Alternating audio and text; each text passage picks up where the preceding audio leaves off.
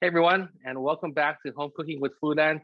I know it's been a while. I've been looking forward to having this class. And after we did the poke class, which I hope you all enjoyed, and thanks Betty for sending pictures. Really cool, and glad you're having a great experience at Kanio here. Um, we, I was thinking, what would it be fun to do? And I thought, you know what? There were a lot of requests for like stir fries and wok cooking, and I said, you know what? Let's figure out. Let's do a class that focuses on wok cookery. And I have to say, I'm not like a wok expert, um, but I did some reading, I did some research, and I did some playing around stuff. And I think I have a good foundation that I can build off of, and I'll share with you what I've got so far. And it's something that if you're interested in doing wok cookery, can be part of your exploration and your evolution in your cooking. So we'll go ahead and get started with that. We're gonna do a version of Kung Pao Chicken, and I'll say version of because it's gonna be the one that I show you, and everyone's got their own style. I think the key points of the dish I think are that it's based on Sichuan cuisine. It's lightly spicy. It typically has Sichuan peppercorns in the recipe. I don't have any. I'm gonna try to show you how to replicate that. But it's a nice rich dish. It's got the peanuts in there.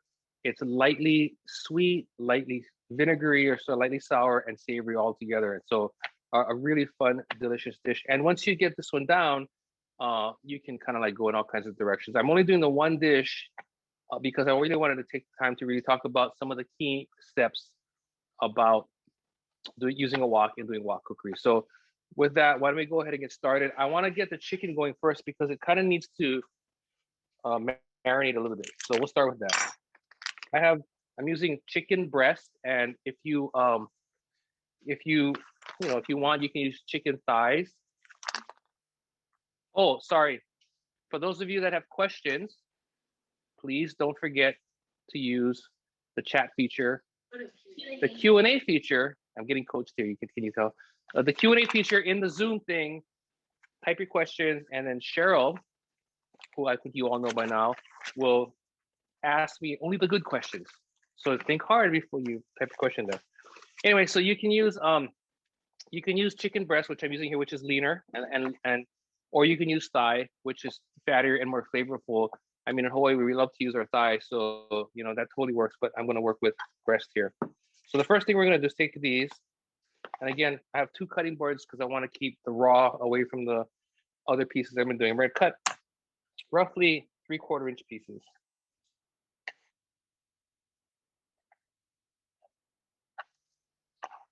Sorry, I'm gonna have to ask the team a question. Can you guys turn the AC down all the way, please? Bodie, crew member, or Sharon, can you turn the AC down all the way, please? We're cutting these chicken breasts to 3/4 inch pieces, just like that. Okay, small, tiny pieces, and then we're gonna cut this other piece here.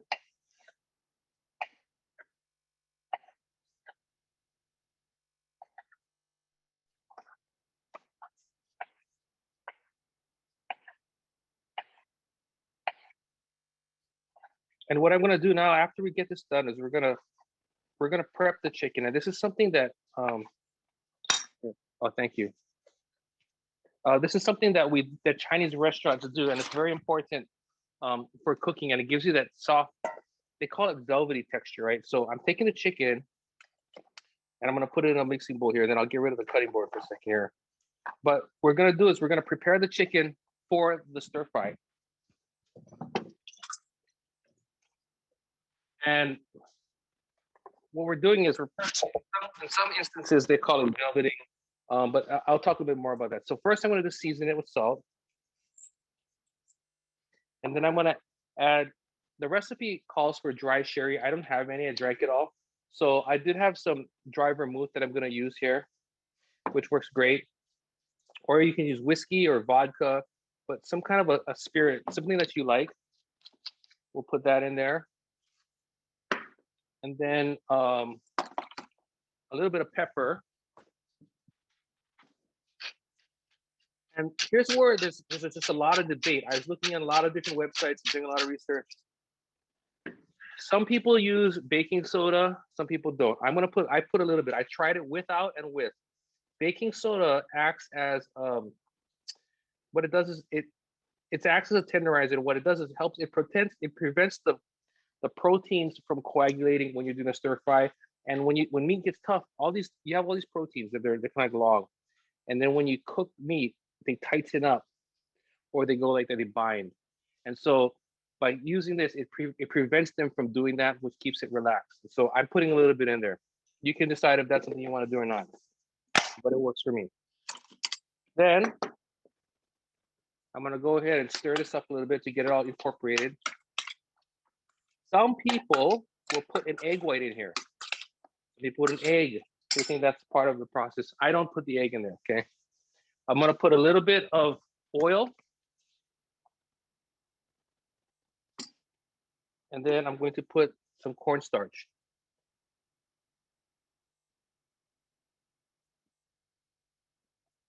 And this is the important process for preparing the chicken for the stir fry. And this is what they do in Chinese restaurants.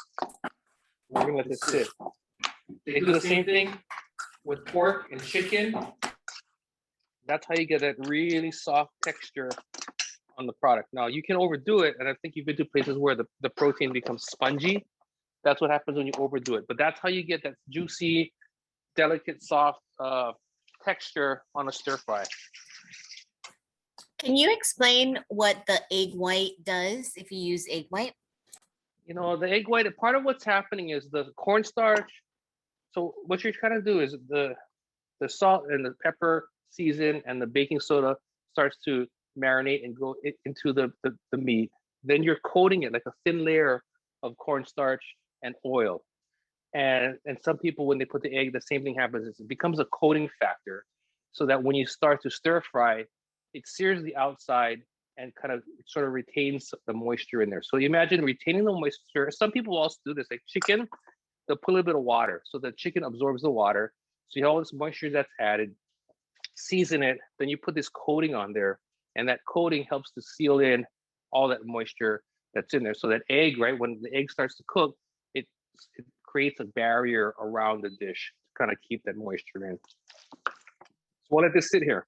Now, I put just the salt, pepper, and the vermouth. You know, depending on the dish and your preference, you can put shoyu in there, you can put oyster sauce. You can start to flavor this and add layers to your stir fry as you go along. Keoni, Yeah. Linda asks, what do you mean when you say not to overdo it? To overdo, which thing did I say to overdo? The baking soda? Maybe it's baking soda, right? Was it the baking soda? Say it, type in. Let me see it. So if you overdo it, what happens is it becomes too soft, or there's a certain line between, you know, wanting the product to be tender versus the product to be kind of either mushy or really spongy. So like I said, some of the Chinese restaurants, you get like Mongolian beef and you're eating the beef and it's like really like, it's almost like eating sponge because it's bouncy and there's no texture left. That's what I mean by overdoing it. So too much of the baking soda, it can have a tendency to create that texture. And that's what I mean by overdoing it. So we're gonna start doing some of the other prep for the stir fry. I got my trusty Chinese cleaver. By the way, we started selling this in the stores, which I really love. It's peeled garlic. Like, look at that, you're ready to go. So we'll do some of that real quick. Can you substitute cornstarch? Can you use potato starch instead of cornstarch? Yeah, I think I've not done it, but you should be okay with that because potato starch and cornstarch are pure starches. It would not work with flour, as an example, okay? By the way, so that I was gonna go back, sorry, to the term velveting. Typically, after this is marinated, when you go to Chinese restaurants, what they'll do is they'll get oil and they'll just like quickly flash cook it in some of that oil, or they blanch it. So that's how it's called the whole process of velveting. I'm not gonna do that, but I'm gonna go straight into taking this, and then we're gonna do some quick flash stir fry and sort of replicate that, but then it minimizes, like when you go to restaurants, sometimes the food's really oily. It's because you're doing a lot of blanching in oil. And then I'm also trying to make this easy so that you only have to have one pot to use versus having to blanch and clean and go do a whole bunch of other things. Go ahead and get this going. That's why I love a Chinese cleaver, because it's a great smashing tool, good for chopping, and it's a great spatula. Scraper. It's a good bench scraper.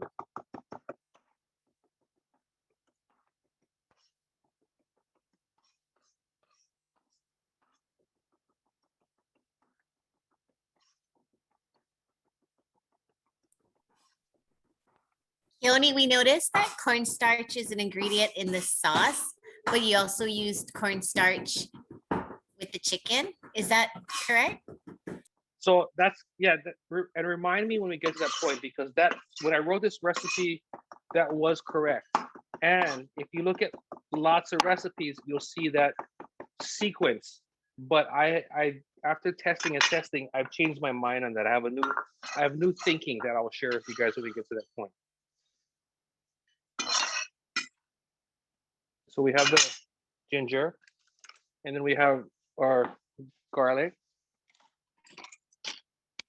Again, just scrape the skin off so you're not wasting the garlic. You mean the ginger. Exactly. You know what I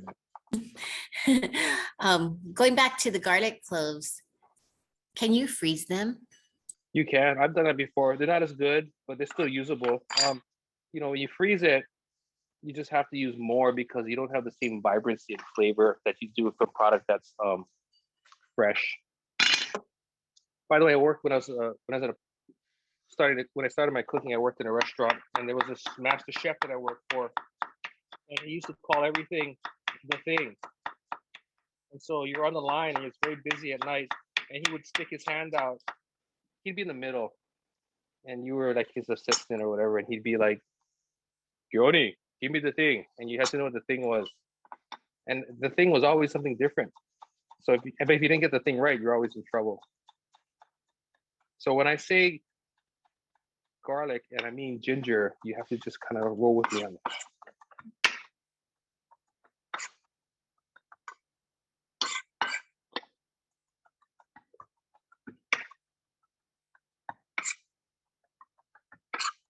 Now this is, you can go as fine as you want. You know, if you like little bursts of flavor, you can go coarse. I'm gonna go coarse.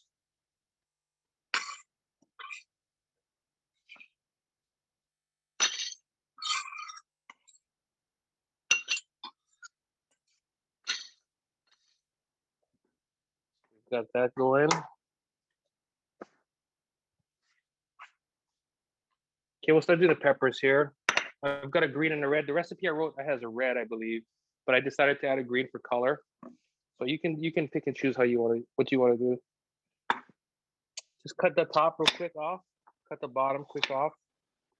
Those are usable pieces, right? So I'm just gonna quickly go 1, 2, 1, 2. Quick slice down. Come in with my knife and trim it so I can get all the pith out, but I have all usable. Peppers are not cheap, right? These are pretty affordable, but this is like $5 a pound. So, you know, this is all the part that's not edible, and that's all the part that's usable. So we'll quickly put this down. I'm looking to create sizes, relative sizes that are similar to the chicken dice. That was about 3/4 of an inch. Okay.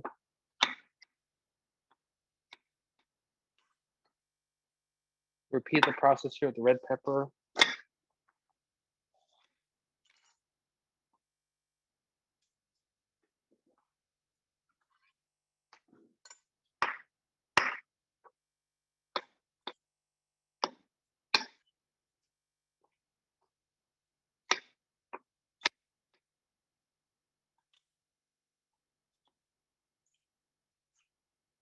Thing here.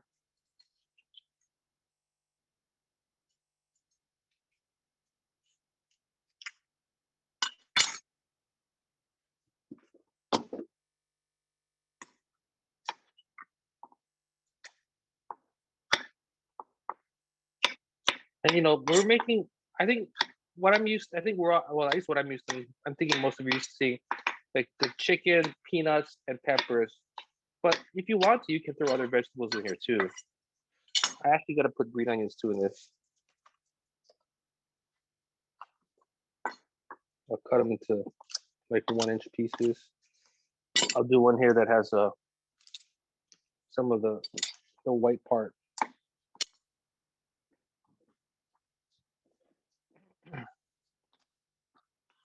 And we'll take it in half, and I'll cut it in half again, because by doing that, I'm leveraging my cuts. Right now, instead of cutting one, I have more of these. Technically, if I cut it in half again, right, I'm again leveraging how much these are. And since I'm here, I'll just cut these in half and it'll be done. But like if you're doing this at home, you're cutting like small pieces. If you cut them in half, you can shorten them, and then every slice you're cutting like 10 stalks instead of like 2, and you can cut it down in half. Can you tell us what other vegetables you could add in? Celery. If you want to put onion, like red onion there, you can do. You can put very finely sliced carrots. Zucchini would work great. Woodier mushrooms would be fun. So I think you can get creative with those kinds of. I think things that saute well though would work with. Not something that's gonna wilt too much or fall apart. Now you can, if you're a purist, you can go and get a bunch of peanuts and crack them and roast them, or you can go straight into the ready to eat stuff. And that's what I've done here. So we've got all of this ready to go here. And I think we're ready to start doing our stir fry. So before we start doing this, I'm gonna turn this on, but I wanted to take some time and talk about woks. So the kind of wok that you're looking for, I would say most people probably at home do not have a wok burner. Some people have gas, some people have coil, or some people have like what I have as a radiant cooktop. If you have induction, it's a little tricky. You have to find, of course, something that is induction ready. But in general, a lot of woks traditionally are rounded on the bottom, but those are designed to be sitting on a wok burner with really hot heat shooting up the sides, which most people don't have in their home. And so for the most part, conventional cooking methodology in Western homes these days would be using a flat wok so that it can sit, and you're trying to get the surface area to be on top of your coil or on your radiant cooktop, or even like a regular traditional gas burner, because that's usually where that heat's going to come out. You're also looking for something probably about 14 inches. This is a 14-inch wok. Now you can get something that's Teflon coated or non-stick, and those are okay. But if you really want to, you want to get more serious about wok cookery, you want to try to get something like what I have here, which is carbon steel. And so a carbon steel wok, by the nature of it, is unseasoned and it will rust if you don't take care of it. And so it also has to be seasoned when you purchase one. So I bought this and I heated it.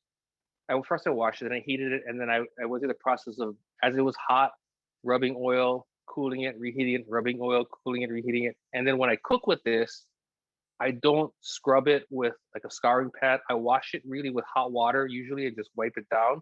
If there's a lot of stuff in there, I might take like a scouring pad and just lightly brush it, and then I warm it up, and then I put a little bit of oil in there. But usually when I'm done cooking with it, I just rinse it out, wipe it down, put a fresh layer of clean oil in here, and it stays like that, and it stays seasoned like this. And that's what creates a non-stick surface. If you're not really big, if you're not like really experienced cook, you can get one of these that has one of these handles that helps move around. And one of the things that I did when I bought this, and I realized that the handle came forward so far that when I was going like this and sauteing, the food would hit the handle. So what I did was I actually went and I got a piece of like a pry bar, and I pulled it forward so that the handle is past the wok here. And also I want to make sure that as much as possible, this whole thing is touching the heat surface so it heats fast. I actually had to get a hammer and pound it down in certain spots to get the high spots down, because it would rock a lot, but now it stays pretty flat. So these are all the little different things you're going to want to do, as you're exploring your wok journey. Let's see what else to think about. Now, when you're talking about wok cookery, this part here is going to be the hottest. And when you cook with a wok, you've got to cook with high heat. So I'll have the thing full blast, and it will heat up quickly. The benefit to the sides are if things are moving too quickly here, you push them around so you get them into the cool spots, and this becomes your hot spot. Also, when you're cooking and you're sauteing with the wok, typically you may do it in batches. Typically, you might cook all the meat, take it out, then put the vegetables and cook that, put the meat back in, and finish your sauce. And that's kind of how the process works. Because we're doing Western on a Western stove, and the wok is not as big and the fire is not as hot as a restaurant might be, I may also do the meat in more than one batch because I'm trying to make sure that I maintain heat. As we talk about all the time, cooking is a process of time and temperature and really balancing those together. So just a quick primer on the wok, and then we'll go ahead and you can see some of this in action. So do you prefer the wok versus cast iron pan? When you should ask, I have one right here. Depends. I would say the cast iron pan is great for things that I want to cook, like fried chicken or crab cakes or like flapjacks. They're great for that. They're really good at holding the temperature, but it's hard to lift. This is heavy. This is probably like 5 or 6 pounds. Where this, I can very quickly move, and it's just about cooking styles. So, like, I'm the kind of person that doesn't want. I don't have 10 million kinds of cooks pots and things like that. But if it matters, I have one. So I do have one of those for specific things. And now that I'm kind of committed myself to getting a better understanding of wok cookery, I have that wok. And by the way, I bought a lot of cheap woks, and it does make a difference. Okay, so this is heating up. I got my chicken here, and it's nice and smoking. I want to put a little bit of oil in. I want to swirl it.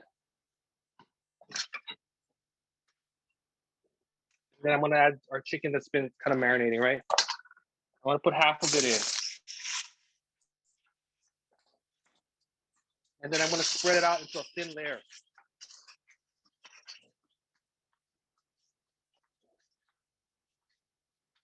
And I'm just going to let it do its thing.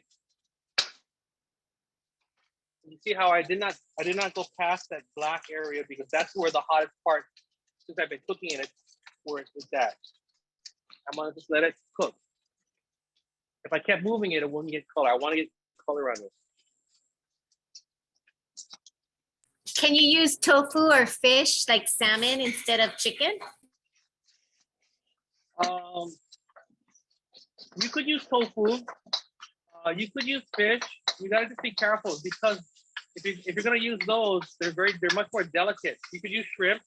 So if you're gonna do that, you're just gonna do it, and you're gonna cook it a lot faster and quicker than what I'm cooking it to.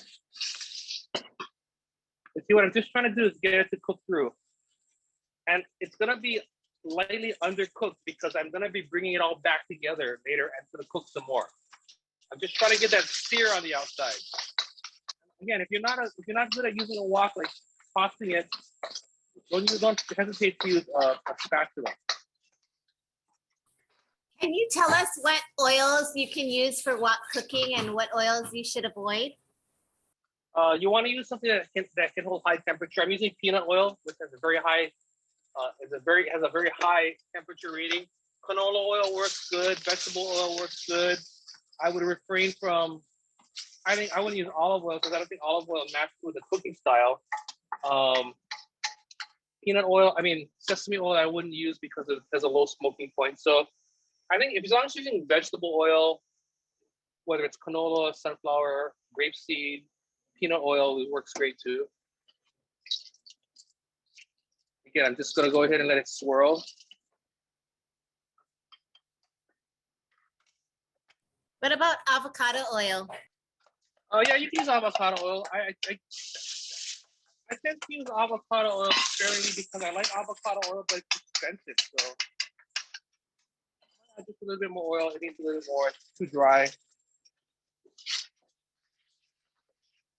Yeah.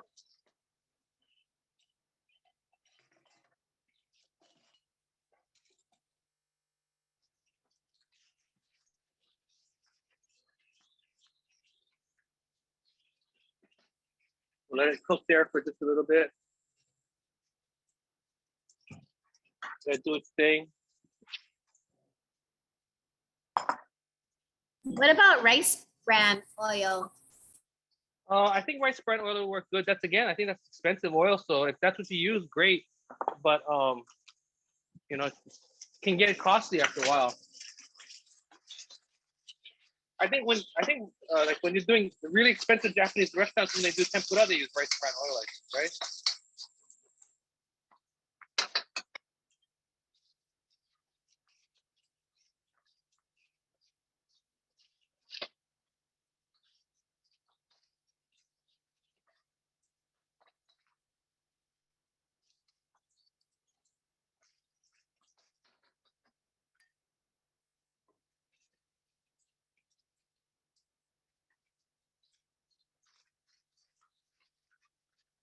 Yes, I want to pull out. But you see how look the piece, they still look a little rare, right?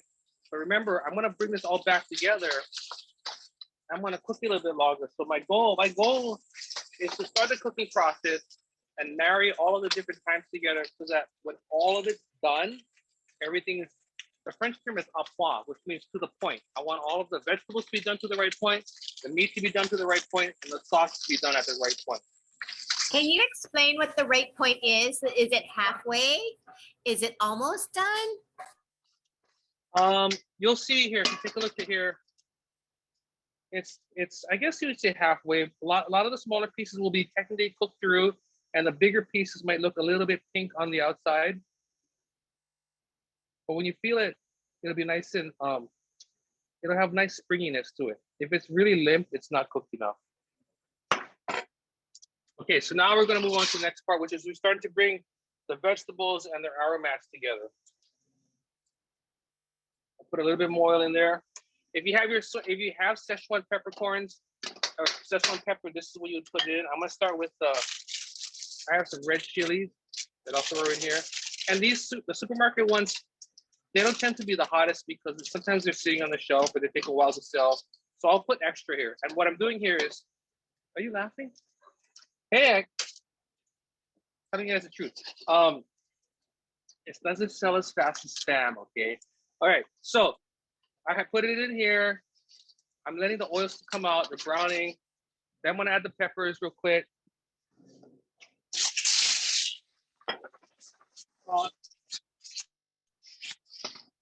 And then I'm adding the ginger and garlic now because if I had added it before, it would have been too hot and it would have burned. I want the flavor to come up, but I don't want it to burn. Instead of Szechuan peppercorns, I'm gonna add a lot of fresh ground cracked pepper. It doesn't give the same exact quality, but it's as close as I can get with, I think, things that are universally found in a supermarket. We'll start tossing it. If you're here, you can smell the ginger and the garlic coming together. Some of that pepper smell is going up my nose, and it makes me want to cough a little bit. We'll let that cook. Okay, so now we have our vegetables that are in there. We've got our chicken.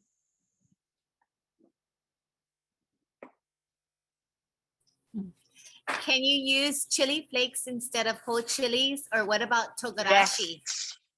I wouldn't use togarashi, but if it's all you got, I would use it. The reason I wouldn't use it is because there's other stuff in it. Chili flakes would work fine. The reason I like these is because it gives some heat. But if you're serving this to people that are not as crazy about heat as you might be, then they can avoid those, right? If you put chili flakes in there, it's all in there. And so if the party likes heat, that's great. But if you don't have everyone that likes heat, it might be too much, right?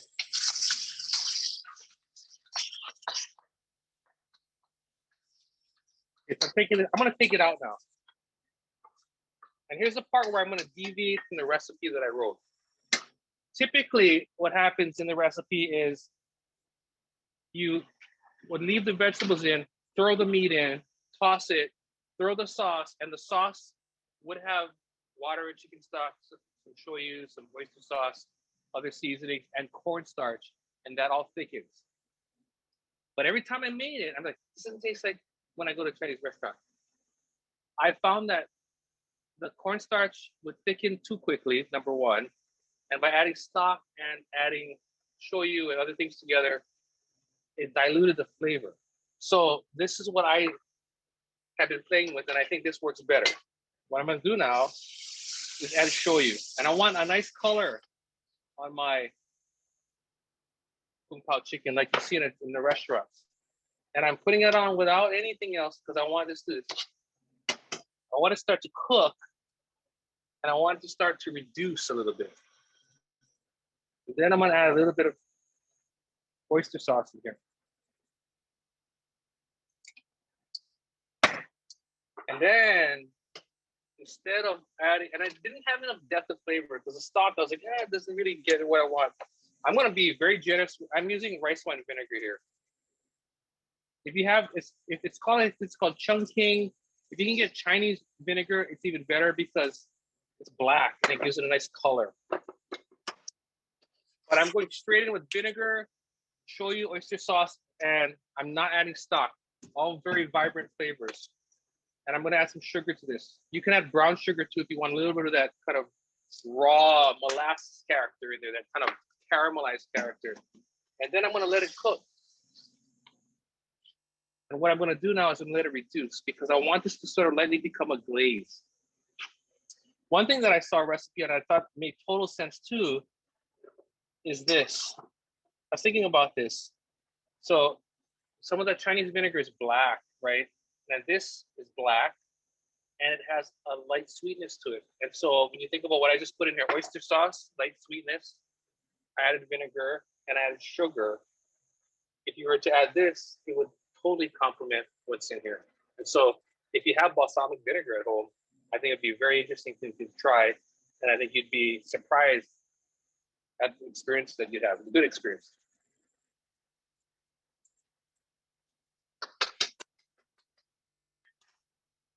So I'm gonna let this reduce a little bit. Any questions about kind of the wok process, the wok cooking process? Now keep in mind, well, I'll show you what happens here because of the opening. If you ever are gonna do stir fries and you want a nice sauce that, and you didn't do the process, the opening process with the cornstarch, that's when I would say to put cornstarch in a sauce. And when you make the sauce should taste exactly the way you want it to taste. Then you put the cornstarch in because once the cornstarch hits this pan, it's gonna thicken and it won't reduce any longer because it's gonna turn very, very gloppy. So the sauce should taste exactly how you want it to taste. And then you put it in here and then once it thickens, it coats and then you take it out. Okay, you see how this is now nice and it's becoming a little glazy. So I'm actually gonna throw the chicken in first. And what you're gonna see what happens. Remember when I did this originally, right? We had cornstarch on the chicken. So you see what happened just now? What happened? The cornstarch that was on the chicken thickened the sauce. So what was happening to, and this, I think this is the question that someone was asking, right? Do I need to add cornstarch to the sauce too? The answer is no, because the cornstarch that's on the chicken already is thickening the sauce. And so in all the recipes that I read had cornstarch twice, and I was wondering what's the deal. And now I know that it's overkill. Did you lower the heat when you made the sauce? No, what happened was, and again, remember we talked about time and temperature, right? Just because of the amount of product that I'm putting in here, it's not able to keep up with the wok. And so it's by the nature of me trying to go quickly and kind of show you how to cook this, I didn't really let it give it time to really come back before I added things in.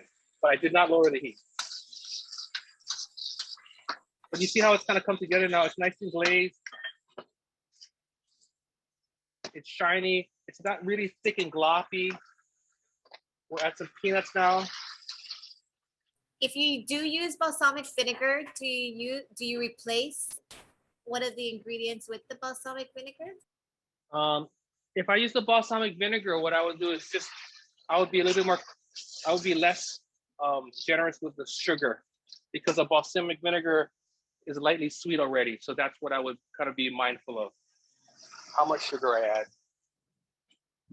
Okay, so then we've got all our vegetables together. We've got our chicken that's cooked through and we added our peanuts. And I'll go ahead and bring it into a bowl here.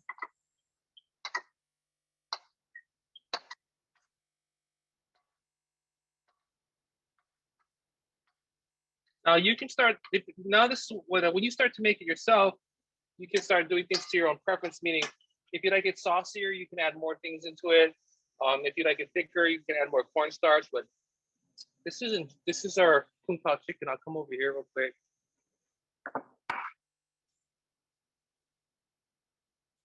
Gotta wipe this up. Put a few more peanuts in here for garnish. If you wanted to for garnish, because it's always fun, throw a couple more chili flakes on top.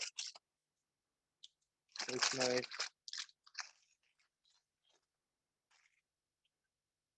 There's our Kung Pao chicken. And so, like, you know, if you're talking about a quick dinner, right? You get that on the table, you get some choy sum, put a little steam that or blanch it with some oyster sauce. And then, of course, you gotta have some rice ready to go. And so here it is, quick meal. Weekday meal, I'll do a quick plate up. You know, like this is total good bowl. Awesome, like bowl food here. Put some rice. How did you do the vegetables, the choy sum? I think we have a recipe for it. I did it one time, but basically I boiled some water. I threw in a little bit of sesame oil, blanched it quickly, took it out, and then I put oyster sauce on top. Just like Chinese restaurant style, really, really good. Does it matter if you use salted nuts or unsalted nuts? That's preference. I would use salted nuts, I think, because it adds flavor. But if you're watching your salt, you could use the unsalted and be fine.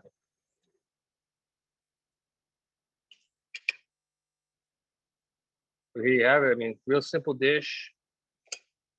Someone wants to know what kind of rice that is. This is Genji Mai, my new favorite rice. I like that fact that it's brown rice and eats like brown rice, but it doesn't have a really thick husk on the outside. But there you go. Really quick weekday dinner, or you know, if you want to make it more fancy, learn a couple more dishes, and then you know, next thing you know, you're doing 8-course meals for people. That's all we got today. Are there any other last minute questions? Betty wants to know if this cooking process is similar to cooking beef tomato.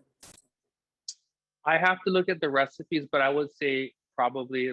But I think beef tomato, when I think of the ones that I like, it's much more saucy. It's more gravy oriented dish. So it's gonna be something where you'll stir fry the beef, take it out. Then you got tomatoes and usually celery, right? And then you're gonna make a nice rich gravy, bring it all back together. But for me, when I think of that, I want to have lots of gravy to pour over my rice. Can you show us the package of the dried chili? Yeah.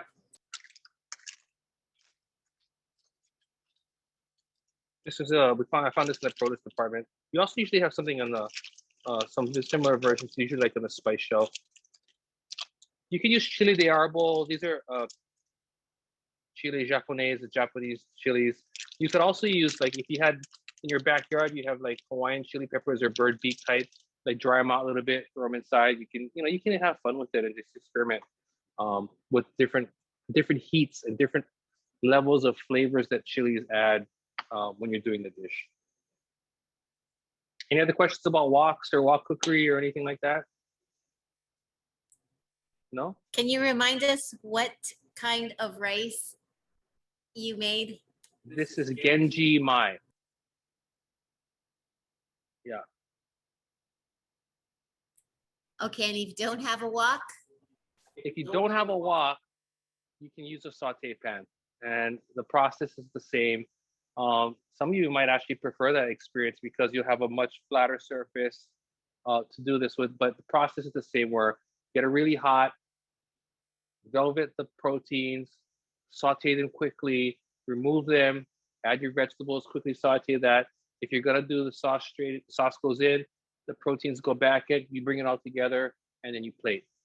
But saute pan works perfectly fine for that if you don't have that. So that don't let not having a wok stop you from making the dish.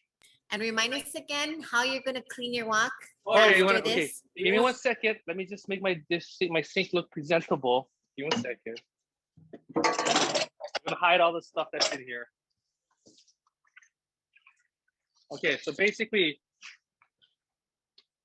Usually it's hot too, right? But I'll just come in here, turn the water on, and I have one of these, quickly go ahead and do a quick wash on it. Make sure that there's nothing stuck on here. No soap. There's no soap on here at all. Rinse. I'm gonna let it sit there for just a second for the water to drain out. Do a quick wipe on the outside. Flip it over. Quick wipe on the inside. Like that. And then just put a tiny drip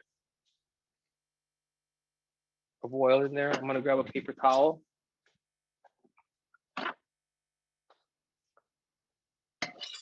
I'm gonna get it in here. Someone wants to know how long you've had that wok. What do you guys guess? Guesses.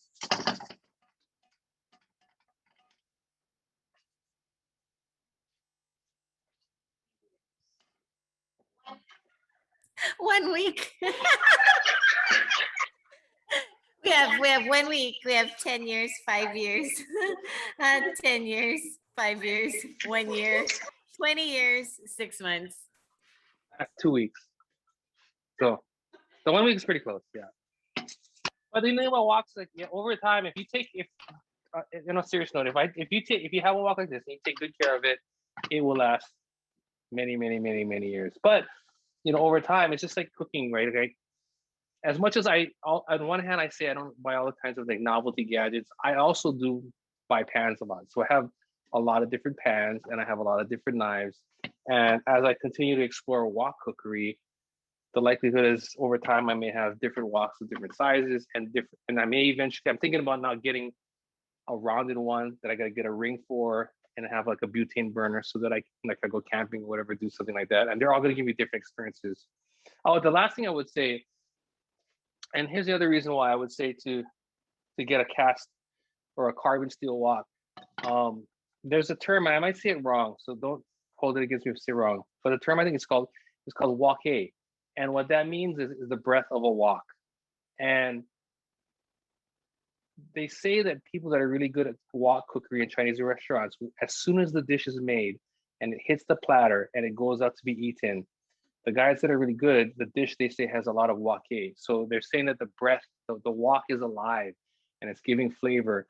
And the carbon steel wok that you use here, over time, think about it. I've rinsed it and I keep washing it. So besides the quote unquote seasoning that happens because of the layers of fat that embed inside the carbon steel, it gets the benefit of all of the different actual seasoning and different dishes that come and go from this. And people that are really good at wok cooking, when you eat the dish, there's a certain breath of life and a certain anima that the dish has. And it must be eaten immediately upon cooking so that you can enjoy and experience the breath of the wok. So where did you get your wok from? Foodland? Nah, just kidding. I can't say where I got it from, but you can find woks all over the place that are 14 inches, that are carbon steel.